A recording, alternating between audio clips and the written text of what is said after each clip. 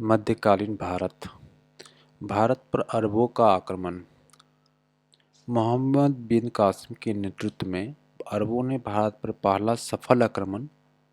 अरबों ने सिंध पर 1712 ईस्वी में विजय पाई थी। अरब आक्रमण के समय सिंध पर दाहिर का शासन था। भारत पर अरबवासियों के आक्रमण का मुख्य उद्देश्य धन दौलत लूटना तथा इस्लाम धर्म का प्रचार प्रसार करना था।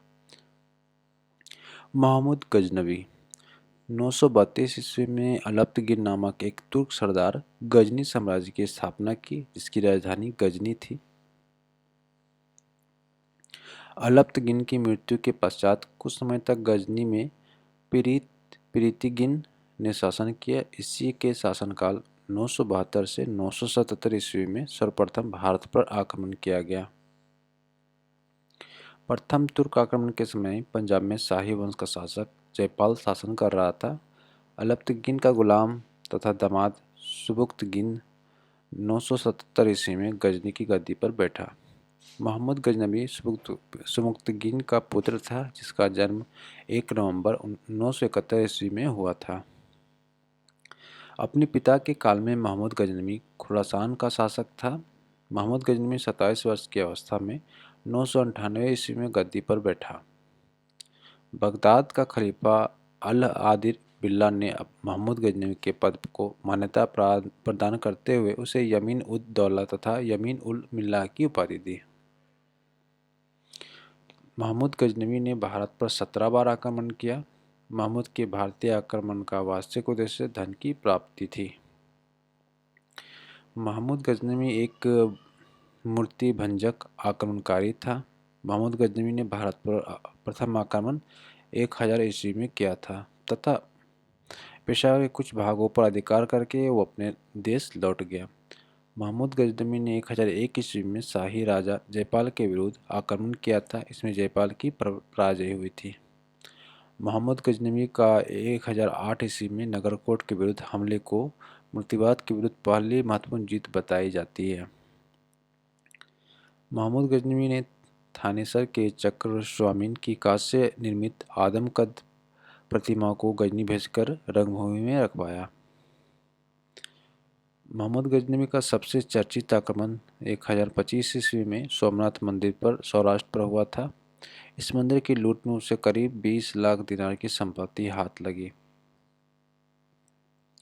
सोमनाथ की रक्षा में सहायता करने के कारण अनहिलवाड़ के शासक पर महमूद ने आक्रमण किया। सोमनाथ मंदिर लूट कर ले जाने के क्रम में महमूद पर जाटों ने आक्रमण किया था और कुछ संपत्ति लूट ली थी। सोमनाथ भारत के 12 आदि ज्योतिर्लिंगों में प्रथम है। ये गुजरात में अरब सागर के तट पर है। 13 नवंबर 1947 को सरदार वल्लभ भाई पटेल के द्वारा इसका पुनर्निर्माण शुरू कराया गया। 11 मई 1951 के दिन राष्ट्रपति राजेंद्र प्रसाद के द्वारा मंदिर में प्राण प्रतिष्ठा की गई। महमूद गजनवी का अंतिम भारतीय आक्रमण 1027 ईस्वी में जाटों के विरुद्ध था। महमूद गजनवी की मृत्यु 1030 में हो गई। सुल्तान की उपाधि धारण करने वाला प्रथम शासक महमूद गजनी था। मोहम्मद के सेना में सेवंदराय एक तिलक जैसे हिंदू उच्च पदों पर आसीन था। अलबरूनी, फिरदौसी, उतवी तथा फारूकी महमूद गजनी के दरबार में रहते थे। मोहम्मद गौरी गौर महमूद गजनी के अधीन एक छोटा सा राज्य था। 1173 ईस्वी में शहाबुद्दीन मोहम्मद गौर का शासक बना। इसने भारत पर पहला आक्रमण 1175 ईस्वी में मुल्तान के विरुद्ध किया था। मोहम्मद गौरी का दूसरा आक्रमण 1178 ईस्वी में पाटन गुजरात पर हुआ। यहाँ का शासक भीम द्वितीय ने गौरी की बुरी तरह से परास्त किया। मोहम्मद गौरी द्वारा लड़ा गया प्रमुख युद्ध तराइन का प्रथम युद्ध 1191 में लड़ा गया था। किन के बीच लड़ा गया था? तो गौरी और पृथ्वीराज चौहान के बीच लड़ा गया था। परिणाम में हमारा चौहान विजयी हुए। तराइन का द्वितीय युद्ध 1192 ईस्वी में गौरी व पृथ्वीराज चौहान के बीच फिर से हुआ। यहाँ पे गौरी विजय हुए। चंदावार का युद्ध 1194 ईस्वी में चंदावार का युद्ध हुआ और गौरी एवं जयचंद के बीच ये युद्ध लड़ी गई थी और इसमें गौरी ही विजय हुआ। तराइन के प्रथम युद्ध में पृथ्वीराज चौहान का सेनापति सकंद था। मोहम्मद गौरी भारत के विविध प्रदेशों पर शासन का भार अपने गुलाम सेनापतियों को सौंपते हुए गजनी लौट गया। मोहम्मद गौरी की हत्या 15 मार्च 1206 ईस्वी में कर दी गई।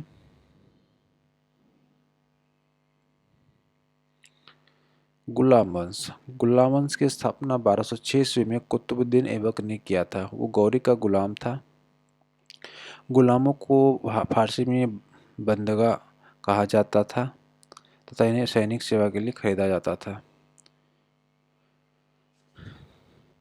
कुतुबुद्दीन ऐबक ने अपना राज्याभिषेक 24 जून 1206 ईस्वी को किया था। कुतुबुद्दीन ऐबक ने अपनी राजधानी लाहौर में बनाई थी। कुतुब मीनार की नींव कुतुबुद्दीन ऐबक ने डाली थी। दिल्ली का कुबत उल इस्लाम मस्जिद एवं अजमेर का 2.5 दिन का जोपड़ा नामक मस्जिद का निर्माण ऐबक ने कराया था। कुतुबुद्दीन ऐबक को लाखों का दान देने वाला भी कहा जाता था। मंगोल चीन के उत्तर में गोबी के रेगिस्तान के निवासी थे। वो एक घूमने फिरने वाला अर्ध सभ्य जाति थी तथा उनका मुख्य पेशा घोड़ों और अन्य पशुओं को पालन करना था। वे बहुत गंदे रहते थे तथा सभी प्रकार का मांस खाते थे। उनमें स्त्री विषय की नैतिकता का सर्वथा अभाव था। यद्यपि माँ का सम्मान करते थे। वे विभिन्न कबीलों में बटे थे। उन्हीं कबीलों में एक में 1163 ईस्वी में तेमुचिन उर्फ चंगेज खां का जन्म हुआ, जिससे महान चंगेज खां और श्रापित दोनों पुकारा गया। इसका पिता यशुगाई बहादुर था। कुतुबुद्दीन के समय कुतुब मीनार की केवल पहली मंजिल बन सकी। इल्तुतमिश ने इसे 225 फीट ऊंची 4 मंजिल का बना दिया। फिरोज तुगलक के समय बिजली गिरने के कारण इसकी चौथी मंजिल नष्ट हो गई, जिसके कारण फिरोज ने इसे 2 छोटी मंजिल बनवा दी, जिसमें 5 मंजिल हो गई और ऊंचाई 9 फीट बढ़कर 234 फीट हो गई। प्राचीन नालंदा विश्वविद्यालय को ध्वस्त करने वाला ऐबक का सहायक सेनानायक बख्तियार खिलजी था। ऐबक की मृत्यु 1210 ईस्वी में जौहर खेलते समय घोड़े से गिरकर हो गया। इसे लाहौर में दफनाया गया। ऐबक का उत्तराधिकारी आराम शाह हुआ, जिसने 8 महीनों तक शासन किया। आराम शाह की हत्या करके इल्तुतमिश 1211 ईस्वी में दिल्ली की गद्दी पर बैठा। इल्तुतमिश तुर्किस्तान का इलबरी तुर्क था, जो ऐबक का गुलाम एवं दमाम था। ऐबक की मृत्यु के समय वो बदायूं का गवर्नर था। इल्तुतमिश लाहौर से राजधानी को स्थानांतरित करके दिल्ली आया। इससे हौज सुल्तानी का निर्माण दिल्ली या कोना के निकट करवाया था। इल्तुतमिश पहला शासक था जिसने 1229 ईस्वी में बगदाद की खलीफा से सुल्तान पद की वैधानिक स्वीकृति प्राप्त की। इल्तुतमिश की मृत्यु 1236 ईस्वी में हो गई। चंगेज खां से बचने के लिए खारिज्म के सम्राट जलालुद्दीन को इल्तुतमिश ने अपने यहाँ शरण नहीं दी थी। इल्तुतमिश के बाद उसका पुत्र रुकनुद्दीन फिरोज गद्दी पर बैठा। वो एक अयोग्य शासक था। इसके अल्पकालीन शासन पर उसकी मां शाह तुर्कान छाई रही। शाह तुर्कान के अवांछित प्रभाव से परेशान होकर तुर्की अमीरों ने रुकनुद्दीन को हटाकर रजिया को सिंहासन पर आसीन किया। इस प्रकार रजिया बेगम प्रथम मुस्लिम महिला थी जिसने शासन का बागडोर संभाली। रजिया ने पर्दा प्रथा का त्याग कर वह पुरुषों की तरह चोगा, काबा एवं मुकुला टोपी पहनकर दरबार में खुले मुंह से जाने लगी। रजिया ने मलिक जमालुद्दीन यकुरुत को अमीर अखूर घोड़े का सरदार नियुक्त किया। गैर तुर्कों को सामंत बनाने के रजिया के प्रयासों से तुर्की अमीर विरुद्ध हो गए और उसे बंदी बनाकर दिल्ली की गद्दी पर मुइजुद्दीन आराम शाह को बैठा दिया। रजिया की शादी अल्तुनिया के साथ हुई थी, जिससे शादी करने के बाद रजिया ने पुनः गद्दी प्राप्त करने का प्रयास किया, लेकिन वो असफल रही। रजिया की हत्या 13 अक्टूबर 1240 ईस्वी को डाकुओं द्वारा कैथल के पास कर दी गई। बहराम शाह को बंदी बनाकर उसकी हत्या मई 1242 ईस्वी में कर दी गई। उसके बाद दिल्ली का सुल्तान अलाउद्दीन मासूर शाह बना। बलबन ने षड्यंत्र के द्वारा 1246 ईस्वी में अलाउद्दीन मसूद शाह को सुल्तान के पद से हटाकर नसीरुद्दीन महमूद को सुल्तान पर बना दिया। नसीरुद्दीन महमूद ऐसा सुल्तान था जो टोपी सीकर अपना जीवन निर्वाह करता था। बलबन ने अपनी पुत्री का विवाह नसीरुद्दीन महमूद के साथ किया था।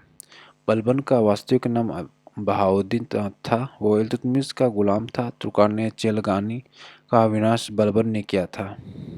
बलबन 1266 ईस्वी में गयासुद्दीन बलबन के नाम से दिल्ली की गद्दी पर बैठा। यह मंगोलों का आक्रमण से दिल्ली की रक्षा करने में सफल रहा। सिरी नामक नया नगर बलबन ने बसाया था। राज दरबार में सिजदा एवं पैबोस प्रथा की शुरुआत बलबन ने की थी।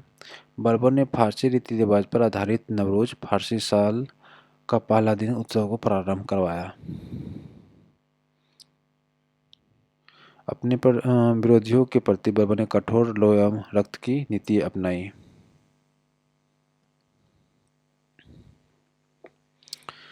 नसीरुद्दीन मोहम्मद ने बलबन को उलूग खां की उपाधि प्रदान की। बलबन आखेट अभियान के बहाने अपनी सेनाओं को लंबी दूरी तक कवायद कराकर दुरुस्त रखता था। बलबन के दरबार में फारसी के प्रसिद्ध कवि अमीर खुसरो एवं अमीर हसन रहते थे। गुलाम वंश का अंतिम शासक सहमुद्दीन कैमूर था। खिलजी वंश 1290 से 1320 ईस्वी तक। गुलाम वंश के शासन को समाप्त कर 13 जून 1290 ईस्वी को जलालुद्दीन फिरोज खिलजी ने खिलजी वंश की स्थापना की। इसने किलोखरी को अपना राजधानी बनाया। जलालुद्दीन की हत्या 1296 ईस्वी में उसके भतीजा व दामाद अलाउद्दीन खिलजी ने कड़ा मानिकपुर प्रयाग में कर दी। 22 अक्टूबर 1296 में अलाउद्दीन दिल्ली का सुल्तान बना। अलाउद्दीन के बचपन का नाम अली तथा गुरसाहिब था। अलाउद्दीन खिलजी ने सेना को नगद वेतन देने एवं स्थायी सेना की नींव रखी।